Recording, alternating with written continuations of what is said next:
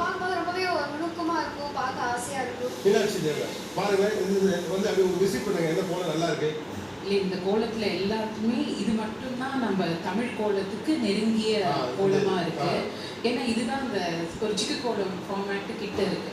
ஆக்சுவலாக இந்தியாவில் எங்கேயுமே வந்து இந்த சிக்கு கோலம் போட மாட்டாங்க. இப்போ அது ஒரு அழிந்து வரும் ஒரு கலையாகவே மாறிடுச்சு. இன்னொன்று வந்து இது ஒரு டிஃபிகல்ட் ஆர்ட். வெறும் அது எறும்புகள் சாப்பிட்றதுக்காக கொடுக்கப்படுதுன்றது ஒரு ரீசன், ஒரு குட் ரீசன்.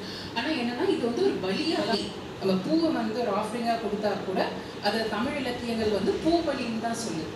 ஸோ அது மாதிரி வந்து வாசலில் நெல் அப்படியே வந்து கொட்டி வச்சு ஆரம்பிச்ச ஒரு பலி வழக்கம் தான் இது.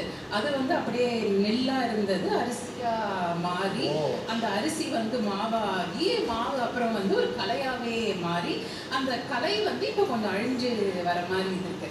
நீங்க சொல்லும் போது ஐயோ இந்த ஆர்ட் ஃபார்மை வந்து இவங்க பாதுகாக்கிறாங்க அப்படின்னு நீங்க சொல்லிட்டு இருந்தீங்க. ஆனா எனக்கு என்ன ஓடிட்டு இருந்ததுன்னா, இந்த பொண்ணு வந்து ஃபர்ஸ்ட் புள்ளி எல்லாம் வச்சிருச்சு, நம்ம கோலத்துக்கிட்ட வந்தாச்சு அப்படின்னு பார்க்கும்போது உடனே வந்து ஒரு நார்த் இந்தியன் ஸ்டைல்ல ரங்கோலி வந்து போட்டுட்டாங்க.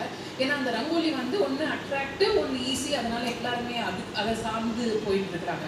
ஆனால் இதில் தான் மேக்ஸ் இருக்குது, இதில் தான் நிறைய நுணுக்கங்கள் இருக்குது. நிறைய வெளிநாட்டு மக்கள் வந்து எத்தனோ மேத்தமேட்டிக்ஸ்னு ஒரு டிவிஷன் இருக்குது.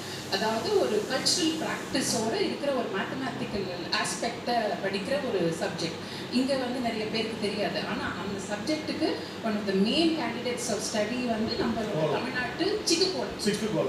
நம்ம தமிழ்நாட்டு வெள்ளை நிற சிக்கு கோலம். இருக்கலாம், மயிலா இருக்கலாம். தேங்க்யூ, எல்லாமே வாழ்த்துக்கள்.